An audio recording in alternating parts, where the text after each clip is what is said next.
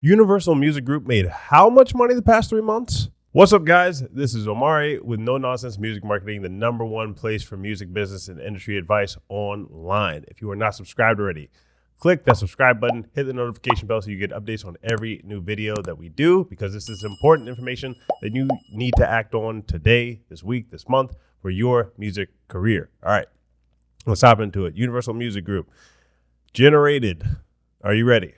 $2.7 billion in Q2 of 2022. That is, again, $2.7 billion with a B dollars.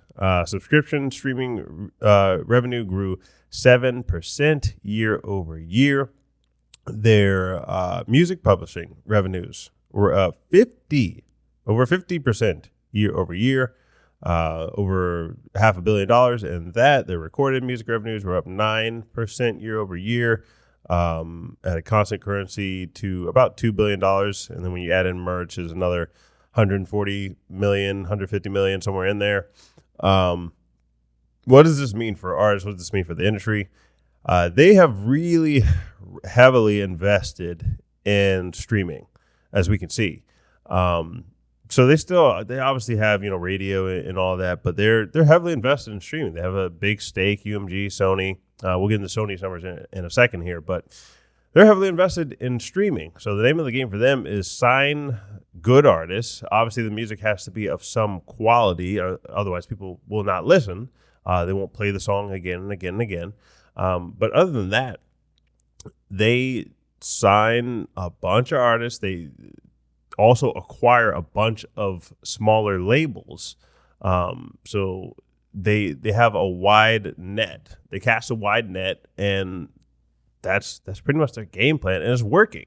If we just look at these numbers, we look at Q1 of 2021. Let's pull up this chart here. We got Q1 of 2021 versus Q2 of 2022. It's very clearly growing. This is kind of recession proof in a way. If you have people essentially buying 12 albums per year, if you want to think of it like that, if you pay $10 a month, and they could raise that to 15 too. If you pay $10-15 a month, you're buying an album every month. And the way people consume music and the deals that the major labels have with Spotify and other platforms, they don't tell us exactly the rate, which I've talked about that before on previous episodes, how we need to have a new system of how streams are paid out. But, they're making their money very clearly. They were at their heyday. What was that? The end of, the 90s, beginning of the 2000s, before all the online piracy happened. And now they're stepping into this new phase where they're starting to see that same sort of traction that they were seeing. And then when this new model comes out for these streaming revenues, they will really start to scale up. And music is already putting itself into a place to be a serious contender for investing. People looking for alternative investments whenever the stock market's down, whenever crypto's down. They're looking for a place to put their money, and they are seeing that. People are going to listen to music, whether you're in a good economy, bad economy. You listen to it in the car. There's music wherever you are. Music is everywhere. It's playing. We're recording this podcast, this video. You play it in the gym. You play it when you're cooking. Everybody consumes music. This is universal. Universal Music Group. This is a universal thing that is not going away. Music has never gone away. The problem has just been, how do you monetize it? And now we're getting into an era where it's going to be very, very easily monetizable. Don't even know if monetizable is the word, but we're going to use it here. So Sony, let's get into Sony as well, generated over $2 billion from recorded music and publishing in calendar Q2. Their revenues were up 11% year over year. So the big three. Their revenues are up, and they're up very nicely. What we've talked about on previous videos, if you have a smaller company, it's easy to go up 100% in a year and grow really, really fast. When you're making billions of dollars in a quarter, not in a year, in a quarter, it's harder to grow at 11% or 10%. Like when you grow 5%, it's still a ton of money that you grew. These are double digit percentage growth year over year for this. So this is not slowing down, guys. This is a good sign for the industry. I know indie artists can kind of think that, everybody's just going to play all the popular artists.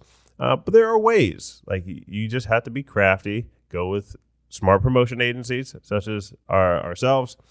There are ways to get in front of this traffic. All this means, think of it like this. This is more traffic for you to get in front of somehow.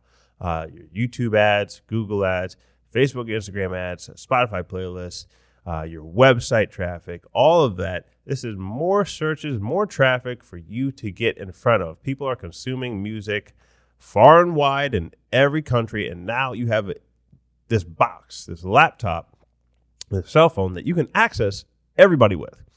Now it's just a matter of who's the best marketer, who has the best business structure. Obviously, Universal Music Group, I've talked about it before with them.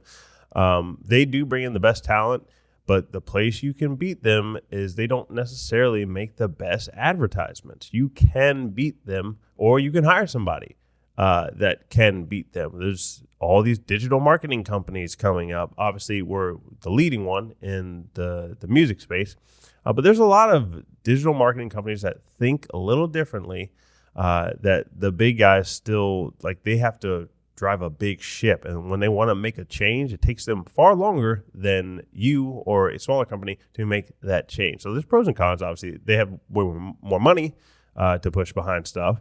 So they can just blast their ads everywhere, blast their music everywhere. And it kind of compensates for having not the best copywriting in ads and not the best creatives in ads and all that stuff.